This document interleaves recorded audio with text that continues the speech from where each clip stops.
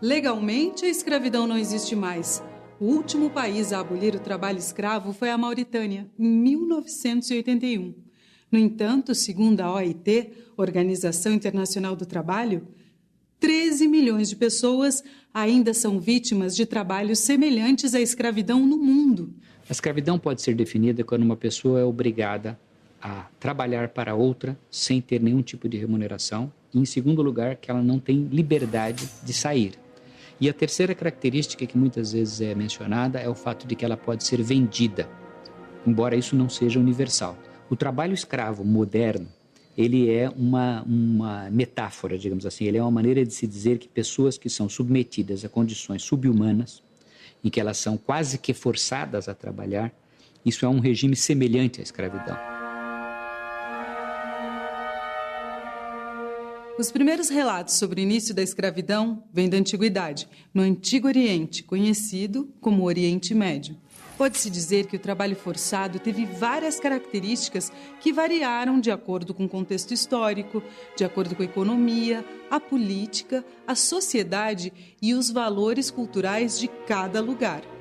Para as sociedades democráticas contemporâneas, pode parecer estranho, mas na antiguidade a escravidão era uma prática de Estado, com regras bem definidas e aceitas por parte da população.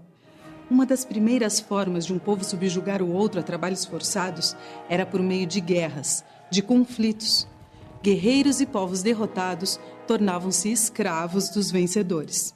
A escravidão na antiguidade, ela esteve muito ligada ao fato de que as propriedades rurais elas foram crescendo e elas passaram a ter necessidade de grande número de pessoas trabalhando. Essas pessoas, então, eram escravizadas, principalmente de cidades vizinhas ou de outros impérios. Então você tinha que dar conta de uma grande produção. À medida que não se conseguia dar conta dessa grande produção em vista das demandas da cidade, foi-se buscar esse trabalho, essa mão de obra extra escravizada.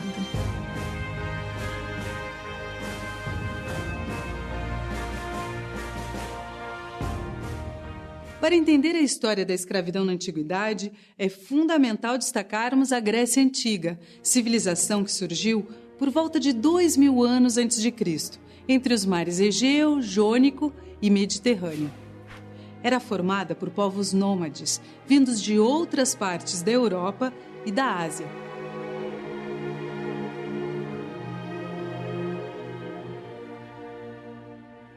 A civilização grega deixou traços marcantes no Ocidente, tanto nas artes quanto na filosofia, na arquitetura, na educação, na medicina, na ciência e na política.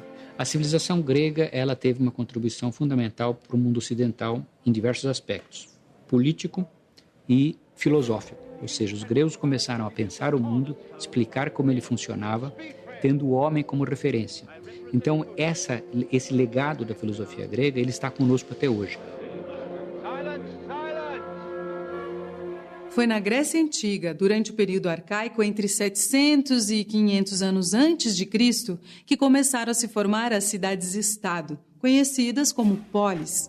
Independentes politicamente, elas tinham suas próprias leis e instituições, como acontece nos países hoje. As mais importantes eram Esparta e Atenas. Atenas surge como uma polis aristocrática, onde o poder político e econômico estava nas mãos dos grandes proprietários de terra, os eupátridas.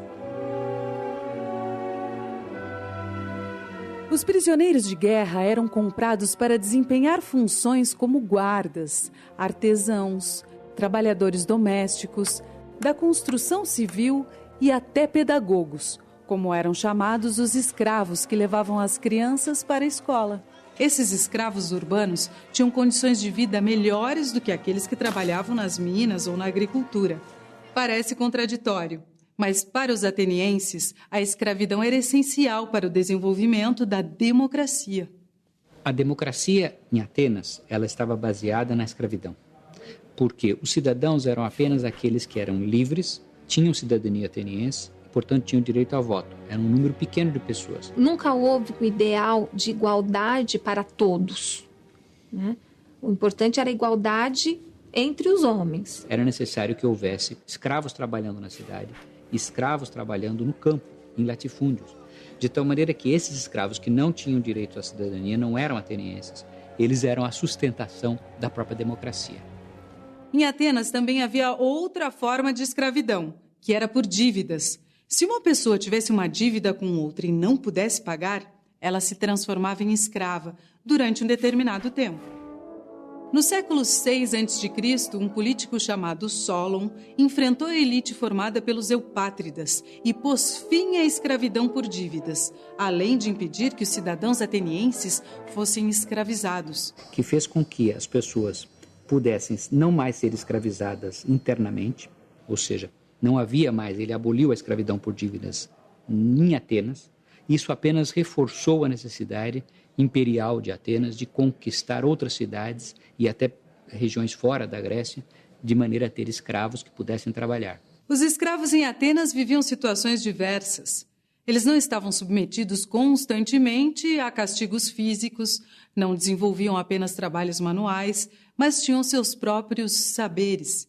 Em alguns momentos, podiam ser remunerados por seus trabalhos e, eventualmente, conseguiam até mesmo comprar a própria liberdade. Em Atenas, o escravo, quando ele conseguia comprar sua liberdade, ele se tornava um meteco, ele se tornava um estrangeiro. O ex-escravo, ele não tinha muitos direitos, ao contrário, ele continuava sendo um pária, sendo uma pessoa isolada da sociedade. Fundada no século IX a.C. por um povo indo-europeu, Esparta era bem diferente de Atenas. A cidade-estado era composta por uma oligarquia dedicada ao militarismo, onde o grupo social mais privilegiado era dos esparciatas, filhos de pais e mães espartanos. Os esparciatas eram proprietários de quase todas as terras cultivadas no local. Há uma diferença muito grande entre a situação de Esparta e Atenas em relação aos escravos. Enquanto em Atenas, esses escravos eram oriundos de outras cidades e trabalhavam tanto na cidade quanto nas fazendas, em grande número, em Esparta não. A escravidão em Esparta ela era coletiva. Então significa que os espartanos haviam conquistado aquela população local e eles tinham um domínio coletivo sobre esses escravos. Eles dominavam essa população coletivamente. Os ilotas, nome que se dava aos escravos, desempenhavam atividades ligadas ao serviço público e eram obtidos por meio de vitórias militares empreendidas pelas tropas espartanas. Os escravos eram maioria em Esparta. Os homens livres representavam apenas 20% da população, o que correspondia a cerca de 9.000 cidadãos. Nós podemos dizer que, no caso de Esparta, não eram escravos por conquistas, mas eles eram hereditários, eles tinham sido conquistados, eles eram os habitantes originais daquela região, foram escravizados e continuaram a ser escravizados pelos séculos seguintes.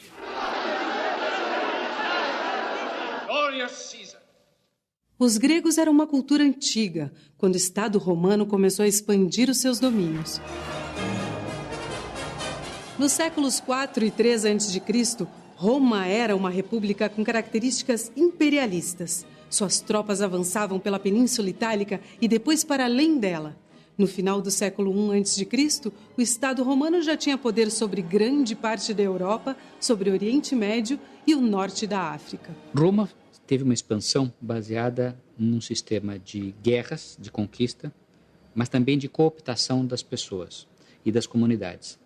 Eles sempre deixavam uma opção para a cidade, que eles estavam interessados. A cidade poderia se render e se tornar aliada, pagar impostos. Ou, se não se rendesse, seria conquistada. Usando o termo da nossa época, vai praticamente internacionalizar essa lógica da escravidão dentro da cidade-estado, que era aquilo que já existia na Grécia, em Roma. Ela vai ampliar isso como se fosse uma dinâmica mediterrânica. A sociedade romana se organizava entre patrícios, plebeus e escravos. Os patrícios eram os senhores que dominavam o Senado romano e eram grandes proprietários de terras, onde desenvolviam a agricultura e a pecuária. Os plebeus eram os camponeses, os artesãos e os comerciantes. E, finalmente, os escravos, que tanto podiam ser prisioneiros capturados nas conquistas territoriais e que acabavam trabalhando nas grandes propriedades fundiárias, quanto aqueles que eram comercializados para abastecer essa demanda de mão de obra nos latifúndios. Para a articulação desse império, que foi fortemente caracterizado pela grande propriedade de terras e de, enfim, trocas agrícolas muito fortes, o trabalho escravo ele foi essencial. Em Roma, os escravos eram também vendidos como gladiadores, atividade considerada diversão pública. A maior parte dos gladiadores eram escravos. E é justamente aquela pessoa que a vida não era considerada tão importante, que era desqualificada socialmente, que era considerada a figura mais subalterna daquela sociedade, que poderia ter a vida colocada ali à disposição assim e morrer eventualmente no meio do combate. Entre os escravos comercializados como gladiadores, destacou-se Espartaco. Ele se revoltou contra a humilhação e injustiças cometidas contra os escravos e conseguiu arregimentar uma legião de cerca de 100 mil homens para enfrentar o exército romano. Essa revolta durou 2 anos. O exército romano ele é composto por membros, muitas vezes os generais, eles são pessoas que estavam esperando grandes glórias militares e ter os nomes deles relacionados a grandes glórias. Lutar contra um exército de escravos, para eles era uma coisa que não tinha importância nenhuma. Só que esse exército, ele ia aumentando cada vez mais, então as notícias elas iam ficando cada vez mais, enfim, fortes em Roma, até que eles criam uma grande ação, que foi liderada por Crasso, para eliminar de vez o exército de Espartaco. Em Roma, assim como na Grécia, persistia ainda outra forma de escravidão. Os plebeus endividados eram escravizados durante um tempo até saldarem suas dívidas. No século IV a.C., após obterem o direito de representação política na Assembleia Plebeia, os plebeus conquistaram o fim da escravidão por dívida. A escravidão em Roma, a diferença da Grécia, era caracterizada pelo fato de que muitos escravos urbanos trabalhavam na casa do senhor, podiam ser alforriados. Eram aqueles principalmente que geriam bens econômicos, eram administradores, e eles então eram alforriados e passavam a ter o nome do seu senhor, passavam a fazer parte da família do senhor. E o seu filho tinha pleno direito à cidadania como membro dessa família que o libertou. Uma questão muito importante em Roma é que o escravo em Roma, quando ele conseguia comprar a sua liberdade, a manumissão, ou quando ele lhe era dado essa liberdade, ele se tornava um cidadão romano. Então esse era um mecanismo de cooptação muito forte e que foi muito importante para o sucesso durante tantos séculos do mundo romano. A escravidão na antiguidade greco-romana ficou na história como uma forma de exploração do trabalho. Outros modos de escravidão existiram nas Américas, na África e em diferentes regiões do mundo ao longo do tempo.